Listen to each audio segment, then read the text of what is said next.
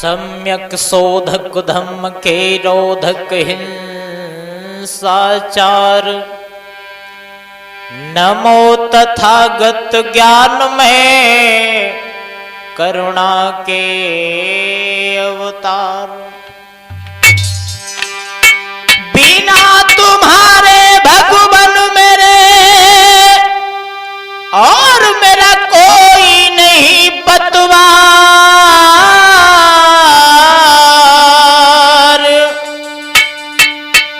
नाव फंसी अभने सकी तो खींच लगई ओ पार। आदरणीय समस्त श्रोता बंधु, धम्म को सुनने वाले श्रोताओं, आज हम गुड्डू कैसेट कंपनी रेमजा के माध्यम से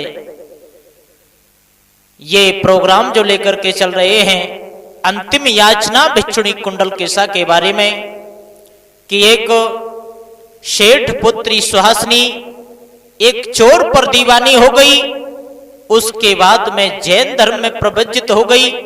जैन धर्म को छोड़ने के बाद में तथागत के धम्म को किस प्रकार से माना है, तो देखते हैं इस प्रोग्राम में और लेकर के चलते हैं उस मगध की ओर जहां पर महाराज बिंबसार का शासन था।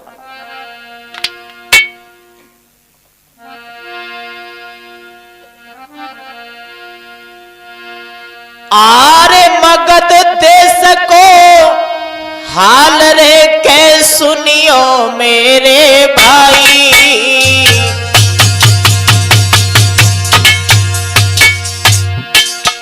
जहां बिंबसार थे भूपरे हम तुमको रहे बताई।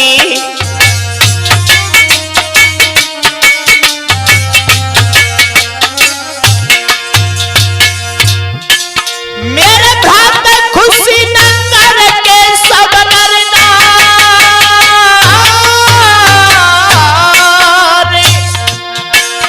और राज्य में एक पुरोहित की सुनियो कथा यगारे।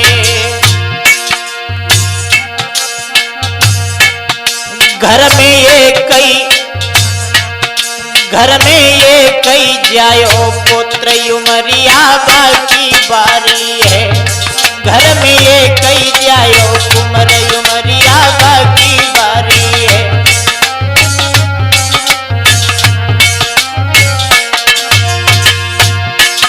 अरे बाकी बारी है रे उमरिया, बाकी बारी है रे उमरिया, बाकी बारी है। घर में ये कई जायो कुमर उमरिया बाकी वाली है। घर में ये कई जायो। जहां महाराज बिंबसार का राज्य था, उनके ही एक कुल पुरोहित थे जिनके घर में एक ही पुत्र था। देखने में बहुत सुंदर था। यहां तक था कि बेटा तो कुल पुरोहित का था और पर राजकुमार सा लगता था।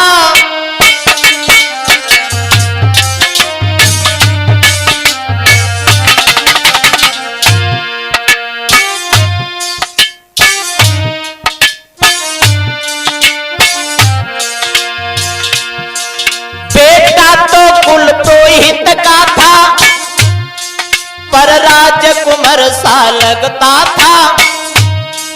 तन का उजला दिल का काला पर ऐसा कौन जानता था।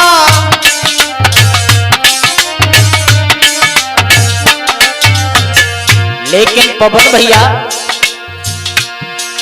लोग जितने सुंदर हुआ करते हैं उतने ही काले हुआ करते हैं। इसी पर मैंने दो शब्दों में लिखा है, ऊपर से उजले होते हैं कोई दिल के काले होते हैं। और वृक्षयाम के तज कर की कोई पेड़ बबूर के बोते हैं।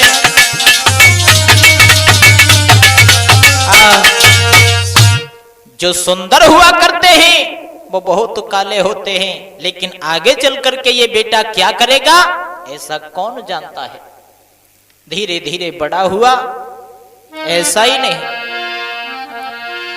उम्र किशोर अवस्था बीती, चढ़ती उस पे तरुणाई, और क्षण क्षण बढ़ती है तन में शक्ति, बढ़ती जाती अरुणाई।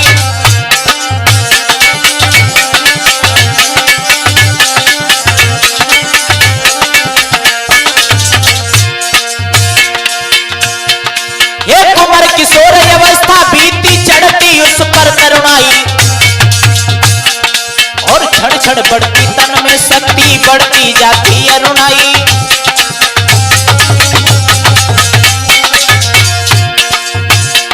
बचपन बीतायो बन आया, बचपन बीतायो बन आया, बचपन बीतायो बन आया, बेटा पर चढ़ी जवानी है,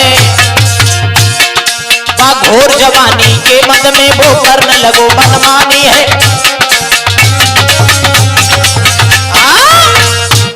बेटा बड़ा हुआ और बड़े होने पर उसके विचार कुछ बदल गए। क्या करने लगा कि खा खेल के पुरोहित का बड़ा लाल हो गया, करने लगा व्यभिचार बुरा हाल हो गया, करने लगा व्यभिचार बुरा हाल हो गया।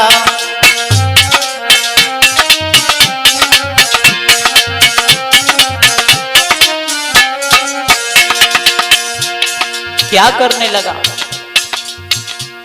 घर से निकलता रात को डाका को डालता, जो राह में मिलता उसे फौरन को मारता।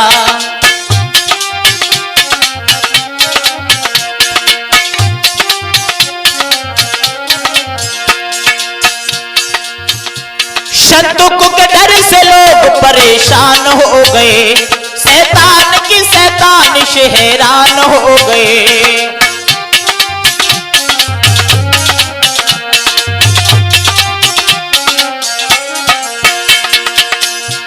नगर के हर पुरुष के सर पे भार बन गया, जुल्मों को कर सवार को खूंखार बन गया।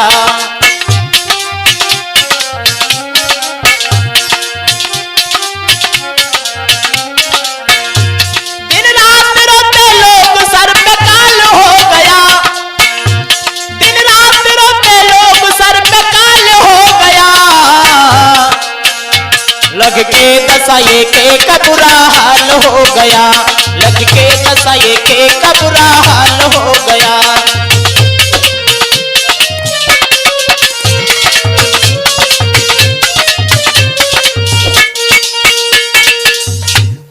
बेटा बड़ा हुआ, बड़ा होने पर व्यभिचारी हो गया, डाकू हो गया, जिसका जहां भी पड़ा हुआ मिल जाता था, कोई वस्तु बाहर मिल जाती थी उसे ले जाता था।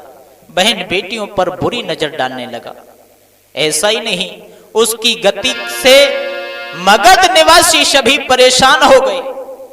एक दिन कुछ लोगों ने सलाह मिलाई और ये कहा कि भैया इस तरह से हम और आप हाथ पे हाथ रखे बैठे रहेंगे तो हमारा जीना हराम हो जाएगा।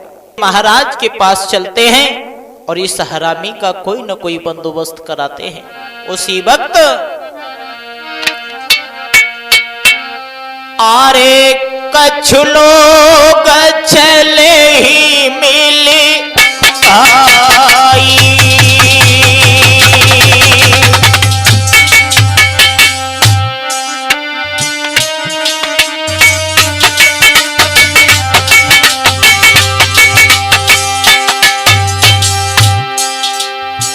और राजा सोयर जसु नाई।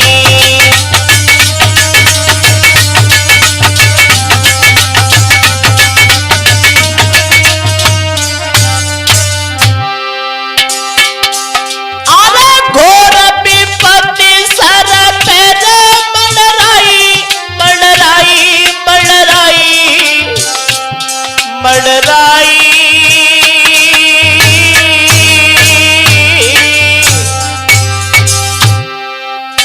भूप पति हमको ले बचाई।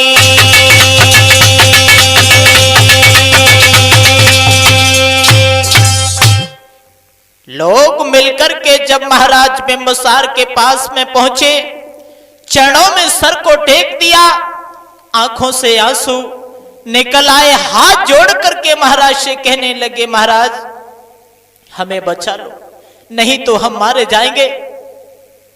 उनकी दशा को देख करके महाराज बिंबसार कहने लगे, अरे कौन है वो कमीना जिसकी ये मजाल मेरी प्रजा को सताए?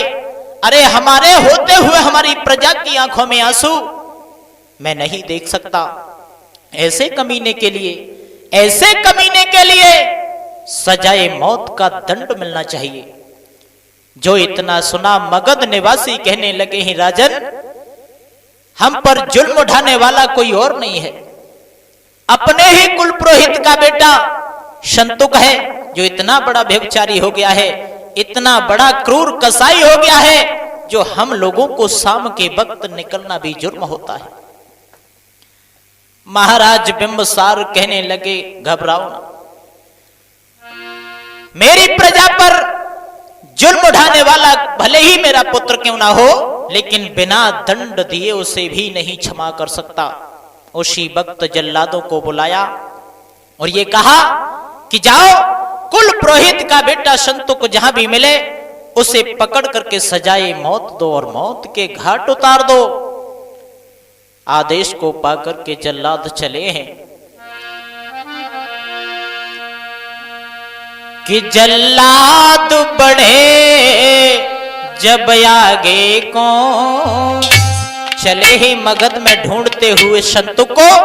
एक मोड़ पर शंतुक और जल्लादों का सामना हो गया कि जल्लाद बढ़े जब आगे को और देखा सम्मुख शंतुक आया।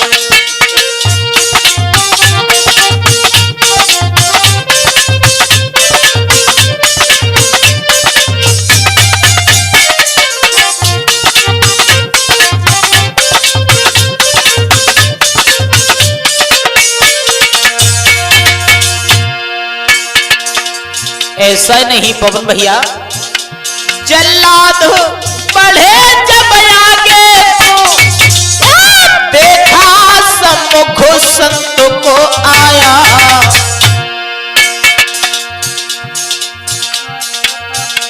थी लाल आंख बिखरे थे बाल, तन देख पसीना चिच्ची आया।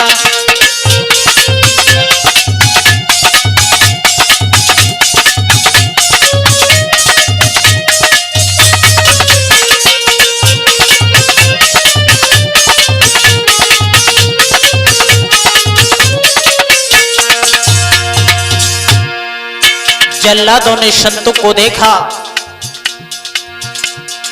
घबरा गए, लेकिन देखन में सकली मोहनी सी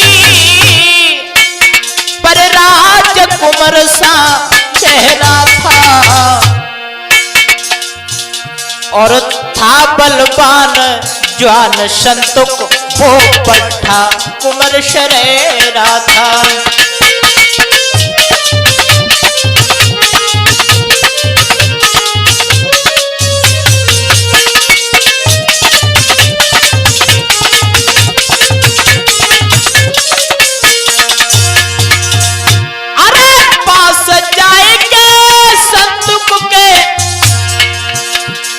जल्लादों ने पलकी ना देर लगाई है,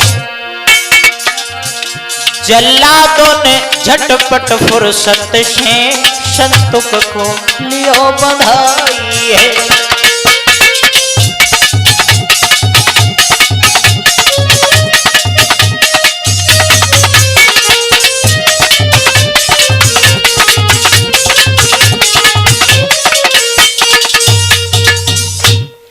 शंतुक को जाकर के जल्लादों ने जल्दी से फुर्ती से उसे बांध लिया और बांधने के बाद में उसे डंडों का प्रहार करने लगे हैं, पीटने लगे हैं। संतों को चिल्लाने लगा है।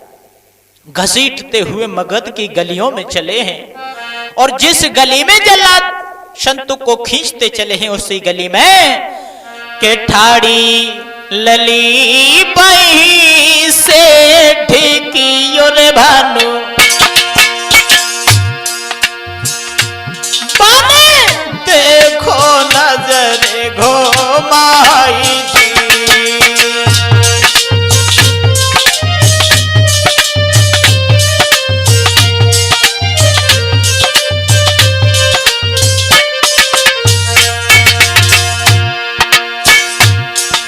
संतों के चीखने की आवाज सेठ पुत्री सुहासिनी के कानों में पहुंच गई। जैसे ही उसने मुड़ करके देखा, क्या देखा? एक कुमर जाई बांधे की और भानु जल्लाद तुम्हारो लगाई जी।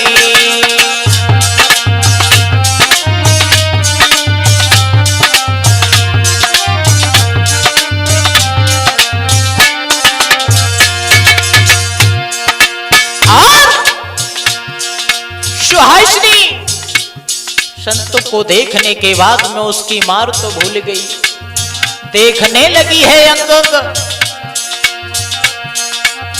देखन में जानी